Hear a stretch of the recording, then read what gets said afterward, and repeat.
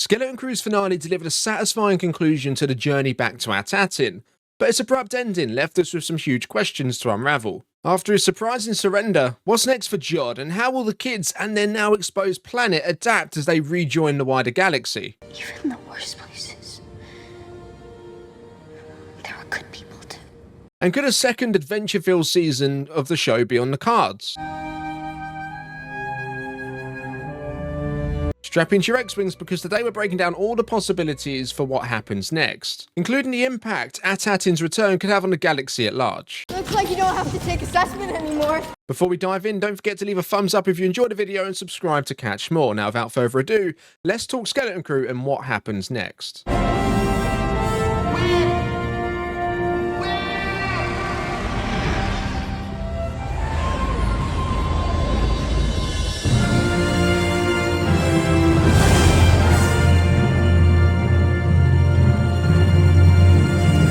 The season's story came to an end with a stunning conclusion: the destruction of Atatin's barrier.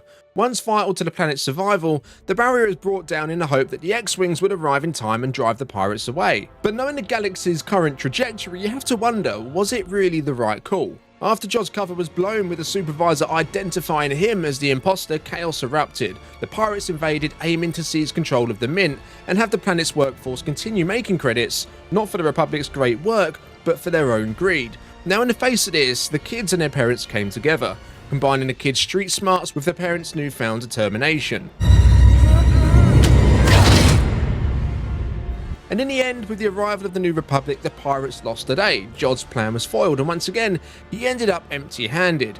But even with this victory, Atatin now stands on the precipice of its biggest challenge yet. The supervisor is gone, leaving the planet without a clear line of command. And with the barrier destroyed, the once hidden treasure world is now exposed for all to see. It's vulnerable to more pirate attacks or worse, to the Imperial remnants, who might see Atatin's Mint as a crucial resource to funding their growing war effort. Now, the destruction of the barrier and the planet's likely reintegration into the wider galaxy doesn't just broaden the horizons of its inhabitants, it could also have ripple effects across the entire galaxy.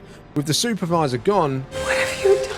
a lot of droid jobs have been freed up as they've ceased to function, giving the planet's people an opportunity to redefine their roles. No longer confined to office jobs or a single purpose dictated by the great work, they could pursue other careers both on Atatin and elsewhere. Of course, some will stick to the ways of old, continuing their finance jobs to keep the Mint operational, but the Mint itself, a cornerstone of Atatin's identity, could pose a far greater challenge to the galaxy at large. The vaults, stacked with Old Republic credits since the rise of the Empire, represent a massive influx of wealth that would destabilise the New Republic's economy.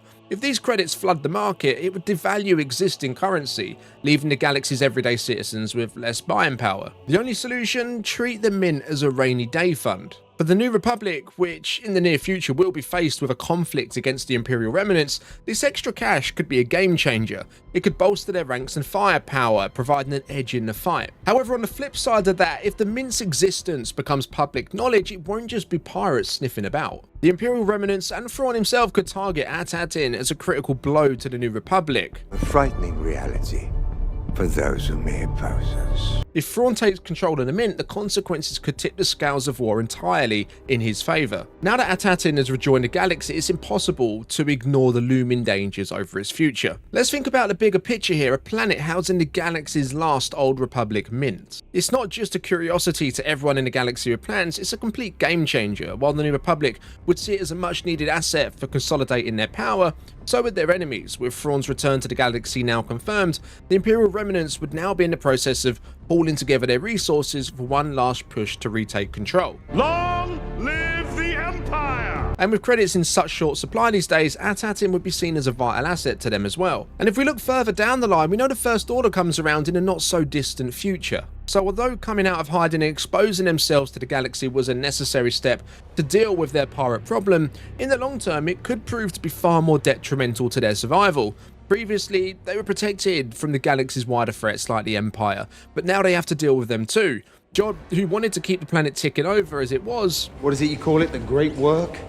Beautiful. the only difference being the credits would line his pockets instead of the vaults. You could argue that the planet would have actually been safer, as the Imperial remnants wouldn't hesitate in destroying it if they couldn't take it for themselves, or to weaken the New Republic. With Atatin now exposed and its resources likely central to the galaxy's next chapter, the story feels far from over. Could the planet's mint and its people become the focal point for the escalating conflict? And what role will the kids, their parents, and even Jod, who's still out there somewhere, play in the galaxy's larger story? It's questions like this that don't just leave us wondering what happens next. There's a little more weight to this, which we'll come on to later. Now let's talk about where these characters might go from here. Jod, who's arguably the most fascinating character of the season, kept us guessing until the end. Was he truly a villain or just a man consumed by greed? He survived the finale, but with the pirate frigate destroyed, his options are limited to say the least. He could go into hiding, let's say deep into the forest, mirroring his childhood, or the other option, which I think is the most interesting, is that the New Republic finds and arrests him, setting up the possibility for his story to continue. If there's a season 2,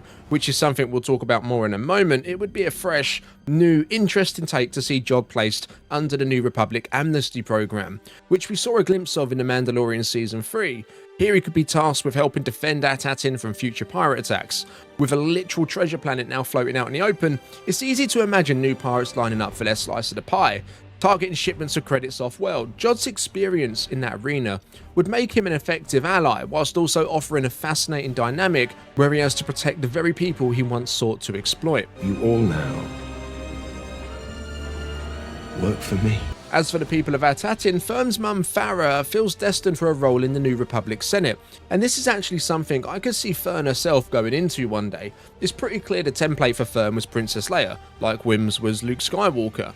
After their journey to get home, it's hard to imagine these kids settling into ordinary lives. Wim's dreams of becoming a Jedi, and even though we didn't see an inkling of it in the show, it points towards his willingness, his desire to do more and to help people, which is something he said all the way back in episode 1. So even if the Jedi path isn't in his future, after seeing his admiration for the X-Wings and B-Wings flying around above at the end of the season, I think joining the New Republic fleet could be on the cards for him one day. But let's take a moment to discuss the possibility for a second season. While there's talk of Skeleton Crew characters appearing in other Star Wars projects, the key will be placing them where they make sense. Throwing the kids into battles alongside the likes of Din Djarin, Luke or Ahsoka really wouldn't make sense. Their enemies wouldn't hesitate to kill them, and honestly, it would be an easy task. Get on the ground! That said, if someone like Wim turns out to be Force sensitive, it does open new doors. But I can see these characters actually fitting far better into something like the Rogue Squadron movie, which is still quite a way away. By then, they'd be much older and potentially serve in the New Republic as pilots. I think that would be a fantastic way to bring them back. But for now, the most likely avenue for their return is a second season. I can hear a lot of you say, well, we don't need a second season. And in short, I agree. The story wrapped up perfectly as it was. But do I want one? Absolutely. The showrunners themselves have said they'd be open to exploring more, and they even had ideas for where the story could go next while writing the first season. Having writers of this caliber working on a Star Wars show is a huge win. Of course, whether the second season happens does boil down to viewership. Last year, The Acolyte was cancelled because the returns just didn't justify its high budget. By comparison, Skeleton Crew reportedly has fewer views than The Acolyte, making it one of the least viewed Star Wars shows today. However, interest in Skeleton Crew has actually been increasing throughout the entire run of the season, which is unusual for a Star Wars show. Usually, viewership spikes for the premiere, dips, and then picks back up towards the end. Also, when you compare production costs, and this is what might actually save the show, Skeleton Crew sits just inside the bottom half of the table. It's relatively inexpensive to make, which means it doesn't have to hit The Mandalorian or even Andor's level of viewership to make a good return. Think of it this way, if you spend 10 grand making The Acolyte and it returns 12, it's not as good as spending 6 on Skeleton Crew and making 10. The real numbers are obviously in their millions, but that's just an example. It's all about margins, and Skeleton Crew, with the lower budget, has a better shot at justifying the cost. So with the story of Skeleton Crew now behind us, we're left with a galaxy forever changed by Atatin's reintroduction to the galaxy. Once a hidden sanctuary, the planet is now fully exposed, transitioning from a secretive existence to an integral part of the galaxy's fabric going forward. While this opens up exciting new opportunities, it also introduces significant risks. From economic ripple effects that could come into play as early as the Mandalorian and Grogu movie, to catching the eye of the Imperial remnants, which we could see take place in Ahsoka Season 2. The destruction of the barrier may have been necessary, but it's not without its consequences.